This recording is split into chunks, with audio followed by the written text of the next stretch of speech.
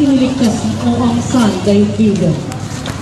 Dahilan sa malakas na pilit ng mga mamamayang Hudyo at sa impluensya ng mga punong tao at mga kapanig ng sangko, ay naobliga si Pilato na hatulan ng kamatayan si Jesus. Noong mga panahong iyon, ay mayroon din dalawang kriminal na nakatakdang bitay. Kung kaya ay kasabay din silang naglakad papuntang Calvary. Isang malaking krus na gawa sa cargo ang ipinapasan kay Jesus. Buong pusong tinanggap niya ang krus, niyakap niya at sinabi,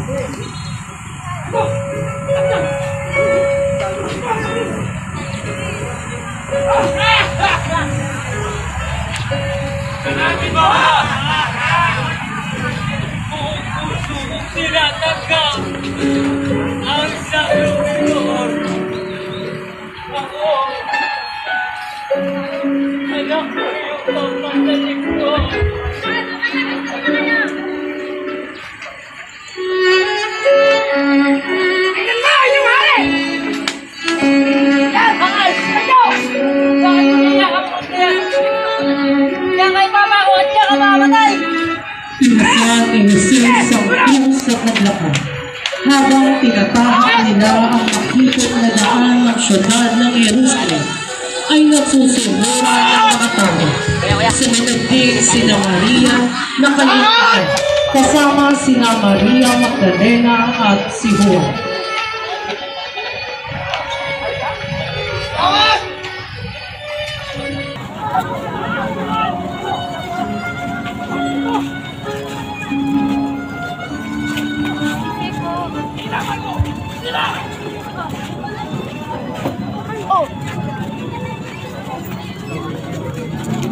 Ika-anim na istasyon. Si Jesus ay nagapa sa bigat ng krus. Sinasambaan namin na pinasasalamatan Panginoon Jesucristo, sapagkat sa pamamagitan ng iyong mahal na krus, iniligtas mo ang sandaigdigan. Habang sumusuray ang hakbang ni Jesus patungo sa Kalbaryo, halos madurog si Jesus sa bigat ng krus ng kanyang kasan-kasan. Ang mga sandaling iyon ng matinding paghihirap, ang ina ni Jesus na si Maria ay patuloy nakasubaybay habang tumutulo ang luha dahil sa paghihinagpis at sa hirap na dinadanas ni Jesus. Sa sandaling iyon, habang sumusunod si Maria, nakita niyang nagapa si Jesus, kung kaya't siya ay napatakbong pagkalapit kay Jesus na umiiyak.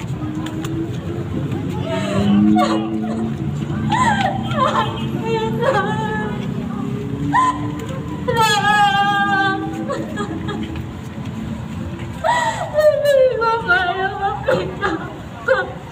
Kaya kalagaya.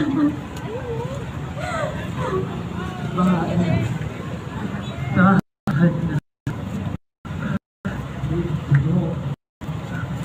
Ay labot ilan ng aking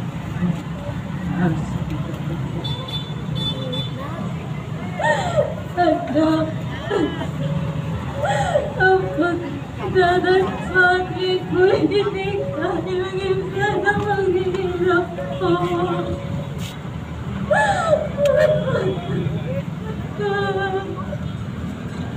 Sino ba yan?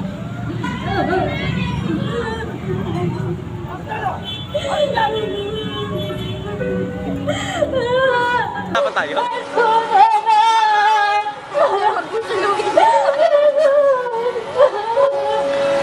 nagpatuloy sa paglalakad na pasan ng ito.